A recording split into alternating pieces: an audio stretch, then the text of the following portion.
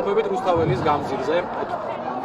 უკვე 98 დღეა, რაც საქართველოში მიმდინარეობს საპროტესტო აქციები, მოქალაქეები ქართული ოცნების მილიტარული პოლიტიკას აპროტესტებენ და მათ ვერაიღებულ გადაწყვეტილებებს. დღესაც ისევე როგორ ბოლო 87 დღის განმავლობაში მოქალაქეები შეიხიბნენ რუსთაველის გამზირზე და გამოხატონ საკუთარი უკმაყოფილება და პროტესტი ხელისუფლების მიმართ. ახლა ჩვენ შევეცდებით გავესაუბროთ აქციის მონაწილეებს და მათგან მოვისმინოთ თუ რატომ იმყოფებიან დღეს რუსთაველის გამზირზე. მოგესალმებით. თქვენ ხშირად იმყოფებით ხოლმე რუსთაველის გამზირზე. გითხარით 98 დღეა, რა არის თქვენი მთავარი мотиваცია, რომ ყოველდღიურად იდგეთ აქ და გააპროტესტოთ ქართული ოცნების მიერ მიღებული გადაწყვეტილებები და მათი პოლიტიკა. მოგესალმებით, რა თქმა უნდა, ვაპროტესტებთ უსამართლობას, როგორც ყველა ადამიანი, ვინც აქ იმყოფებით დღეს. საშიში გახდა ამ ქვეყანაში ყოველდღიური ცხოვრება ჩვენი. შეიძლება საკუთარი ქვეყნის დროშით გამოხვიდე ქუჩაში და თავს დაგესხან ადამიანები, რომელთაც არც პოლიციის ფორმა აწვიათ, არც შესაბამისი მანქანით მოძრაობენ, გაგიტაცონ, ნარკოტიკით ჩაგიდონ, არ ვიცი, ნებისმიერი ცუდი სცენარისთვის უნდა იყოს მზად ყველა ადამიანი, ვისაც არ მოსწონს დღევანდელი რეპრესიული ხელისუფლება.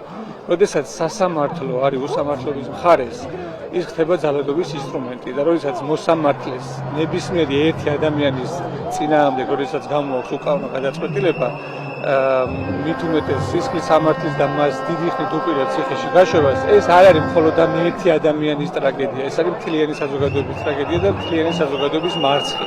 ყოველ შემთხვევაში ასე უნდა იყოს ყველა ნორმალური და ცივილურად მოაზროვნე ადამიანისთვის, მაგრამ სამწუხაროდ ამ ქვეყანაში ჯერ კიდევ დარჩა რაღაც კატეგორია ადამიანების, რომლებიც დღეს ქართულ ოცნებას მხარს უჭერენ, მაგრამ მე მიმაჩნია, რომ ყველა ის ადამიანი, ვინც დღეს ქართულ ოცნებას მხარს უჭერს, მიუხედავად ამდენი რეპრესიებისა და ძალადობისა, ყველა არის ამ ხელისუფლების მსხვერპლი. და როდესაც ქართული ოცნება აღარ იქნება ხელისუფლებაში, ისინი შესაბამისად განთავისუფლებიან ამ რეპრესიული რეჟიმისგან.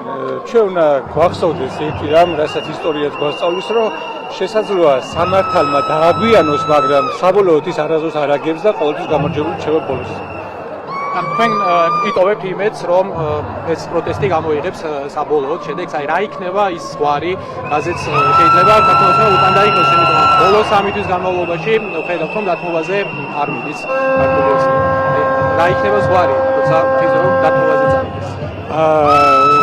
დათმობაზე წავსვლა მოუწევს ყველა შემთხვევაში, იმიტომ რომ პროტესტი, რომელიც იწყება და მალე მთავრდება, ის რა თქმა უნდა შედეგს ვერ გამოიღებს, მაგრამ ეს პროტესტი არ მთავრდება. შეიძლება რაღაც დღეებში გარკვეული რაოდენობა იმდენი არ მოვიდეს, როგორც თქვა დასაწყისში იყო, მაგრამ ეს ხალხი, ამდენი გაბრაზებული ადამიანი 100,000-ობით ვინც გამოდიოდა მთელი იმ პერიოდის განმავლობაში, ნებისმიერ დროს გამოვლენ, როცა ამის რაღაც კონკრეტული გადაწყვეტილების დღე მოვა და მოახლოვდება და ის ხალხი, ვინც აპროტესტებდა ამ უსამართლობაზე და ჩვენ ანუ რამე არაფერი არ შეცვლა, ხო? ისევ პრო-რუსული ხელისუფლება ყავს, ისევ რეპრესირებული ადამიანები ყავს, პატიმრები ციხეში რჩებიან, ანუ ხელისუფლების მხრიდან ნაბიჯი არ გადადგმულა იმისთვის, რომ ამ პროტესტი შენელდეს და ვიღაცა ჩათვალოს, რომ აი პროტესტი აღარ არის საჭირო და სახირო წავიდნენ.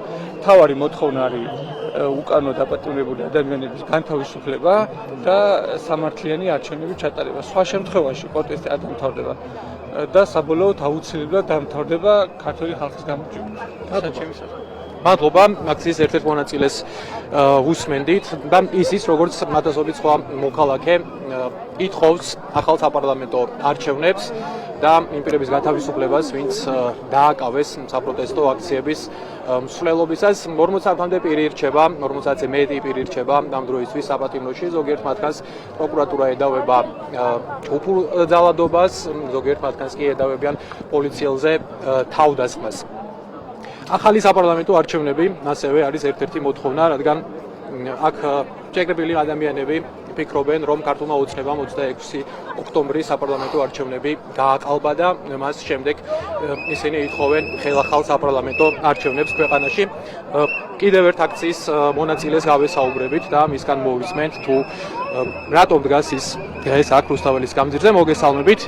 88 დღეა უკვე რაც პროტესტი მიმდინარეობს საქართველოში. გითხარით, თქვენ რამდენად ინტენსიურად მონაწილეობთ ამ პროტესტში და რა გაძლევთ мотиваციას, რომ იდგეთ რუსთაველის გამზირზე, რა დევს თქვენთვის ახლა სასწრაფოს? თითქმის ყოველ დღე ვერ ვახერხებ, მაგრამ ვცდილობ მაქსიმალურად თითქმის ყოველ დღე მივიდგე აქ. მოტივაცია არის ძალიან მარტივი, იმიტომ რომ ჩვენი თანამებრძოლები, რომლებიც გაჭერილები არიან და რომლებიც სრულიად ჩვეულებრივად რაღაცა ლოტოტრონიდან არიან ამოღებულები და რომლებიც ადგილზეც ჩვენ მეც შეიძლება ყოფილიყავით, ჩემი მეგობრებიც შეიძლება ყოფილიყვნენ, მგონია რომ ყველაფერს რომ თავი დავანებო, თავარი მოტივი რა მიზანი რაც არის ამ აქციების, რომ აი ამ რუსული ტერორისტული დიქტატურის წინააღმდეგ ბრძოლა, გარდა მაგისა უბრალოდ არასწორი არის ჩემი აზრით, რომ იმ ადამიანებთან, რომლებიც სისხლის სამართლის საქმეზე არიან დაკავებულები, იმათ წინაშე ვალდებულები ვართ ყველანი და მე ზოგადად ჩემ მეგობრებსაც სოციალურ ქსელებში სულ მოუწოდებ ხოლმე და აქაც გამოვიყენებ და ვიტყვი ყველას მოუწოდებ, რომ ამ ადამიანების გვერდით აუცილებლად უნდა მოვიდნენ და დადგნენ მით უმეტეს ის ადამიანები, რომლებიც აქ დადიოდნენ და შეიძლება რაღაცა მიზეზებით არ დადიან, იმიტომ რომ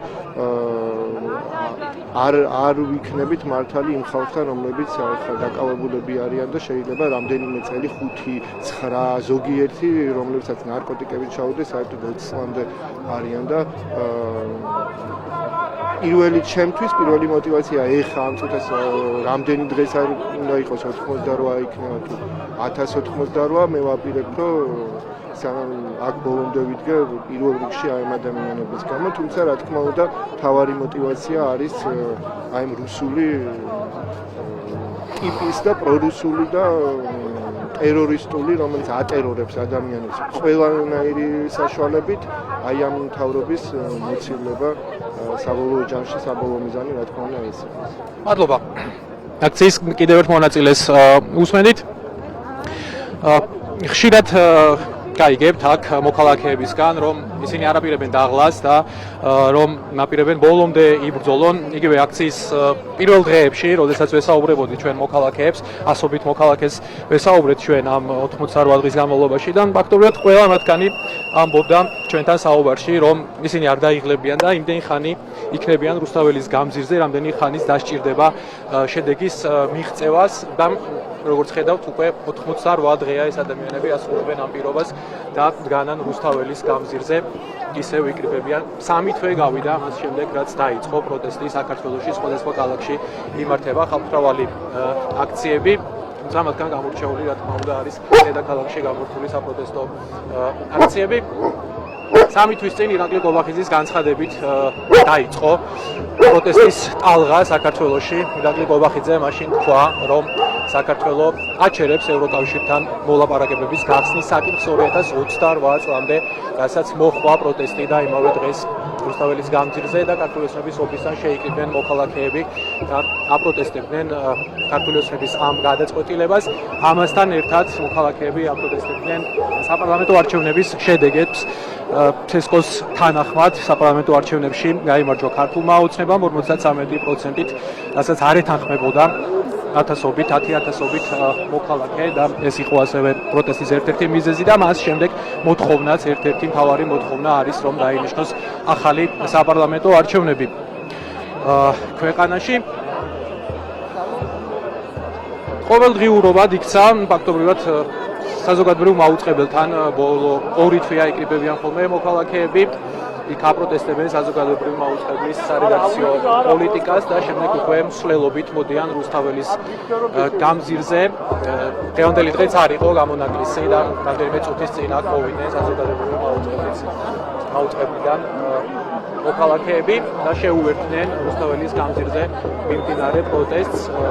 აქვე იმართება საჯარო დისკუსია 1921 წლის საბჭოთა ოკუპაციის შესახებ, რომელსაც უძღვება ისტორიკოსი ვეკა კობახიძე. მოქალაქეების ნაწილი ამ დისკუსიას ესწრება, ნაწილი საზოგადოებრივი მაუწყებლის მარშთან ერთად მოვიდა აქ და შეძახილებით ამხნევებენ ერთმანეთს, ნაწილი კი მოქალაქეების ნაწილი უბრალოდ გას და მშვიდობიანი ფორმით გამოხატავს საკუთარ პროტესტს.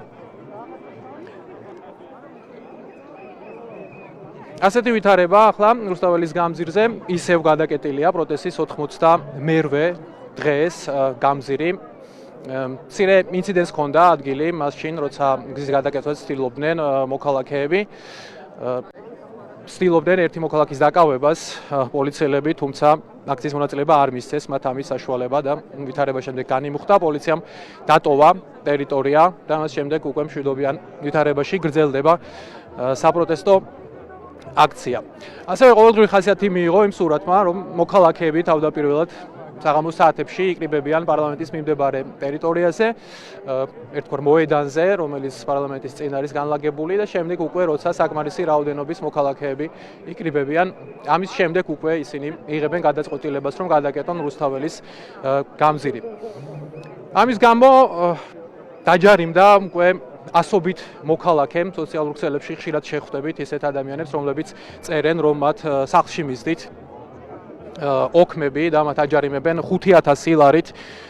5,000 ლარი გზის გადაკეტვის გამო გახდა ჯარიმა მას შემდეგ, რაც პროტესტმა მიიღო ყოველდღიური ხასიათი, მანამდე ეს ჯარიმა შეადგენდა 500 ლარს, თუმცა უკვე დეკემბერში, როცა მიხეილ ყაველაშვილი გაირჩიეს ხმოსნებმა პრეზიდენტად, მან მოაწერა ხელი განკარგულებას და ცვლილებები შევიდა ადმინისტრაციულ სამართალდარღვევათა კანონში და ამას შემდეგ 5,000 ლარი გახდა ჯარიმა გზის გადაკეტვისთვის, გზის გადაკეტვის ორგანიზებისთვის კი სამჯერ მეტი 15,000 ლარი არის ჯარიმა. მიუხედავად ამისა, მოქალაქეები არ ერიდებიან იმას, რომ ყოველ საღამო გამოვიდნენ რუსთაველის გამზირზე, გადაკეტონ გამზირი და გამოხატონ საკუთარი პროტესტი.